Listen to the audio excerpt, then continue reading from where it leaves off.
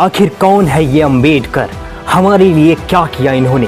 आखिर क्यों हर साल 14 अप्रैल को हम सब एक होकर उनके जन्मदिन को बड़े ही धूमधाम से मनाते हैं? आखिर क्यों हम लोग उन्हें पूजते हैं और उनके बताए हुए मार्ग पर चलने के लिए मजबूर हो जाते हैं? आखिर क्यों उन्हें the father of Indian constitution कहा जाता है? तो चलो बताते हैं अंबेडकर के बारे में, क्योंकि जब तक जानोगे नहीं तब तक मानोगे नहीं।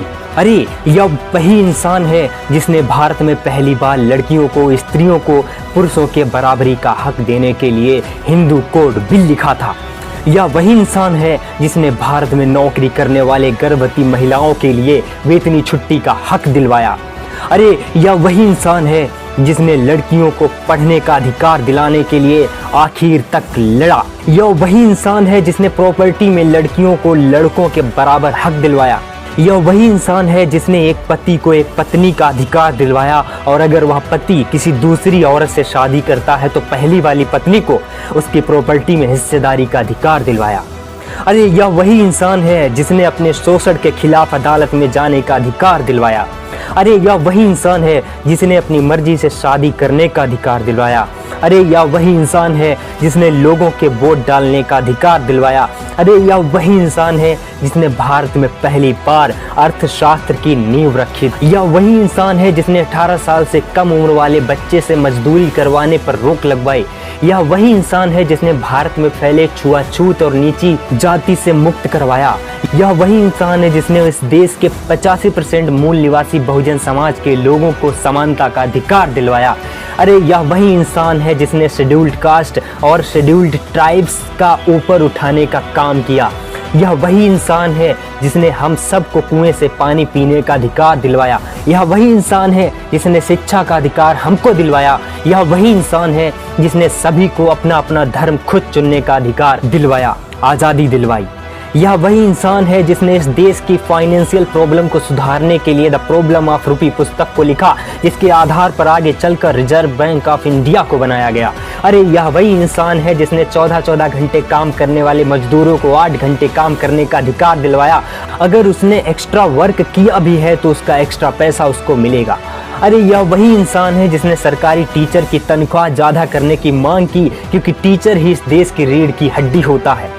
यह वही इंसान है जिसकी अचीवमेंट्स के लिए उन्हें 4 ऑनरेबल अवार्ड्स भी दिए गए। पहला, भारत रत्न, जो कि ग्रेटेस्ट ऑनरेबल अवार्ड में गिना जाता है। दूसरा, the greatest man in the world, जिसे कोलंबिया यूनिवर्सिटी ने उनको दिया। और थर्ड है यूनिवर्स मेकर, जो ऑक्सफोर्ड यूनिवर्सिटी ने उनको दिया।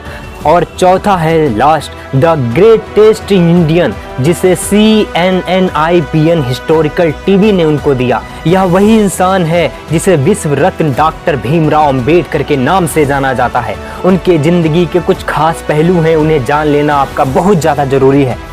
पानी के लिए आंदोलन करने वाले वो पहले महापुरुष थे। लंदन विश्वविद्यालय में 200 छात्रों में अपनी प्रतिभा के लिए सबसे ज़्यादा सम्मान पाने वाले वो पहले भारतीय थे। आपको जानकर बहुत बड़ी हैरानी होगी कि पूरे विश्व में सबसे ज़्यादा पुतले बाबा साहेब डॉक्टर भीमराव अंबेडकर के ही हैं। लंदन विश्वविद्यालय में DSc की उपाधि हासिल करने वाले वो पहले और आखिरी थे। अमेरिका के प्रेसिडेंट बराक ओबामा कहते हैं, अगर वो हमारे देश में जन्मे होते तो हम उन्हें सूर्य कहकर बुलाते।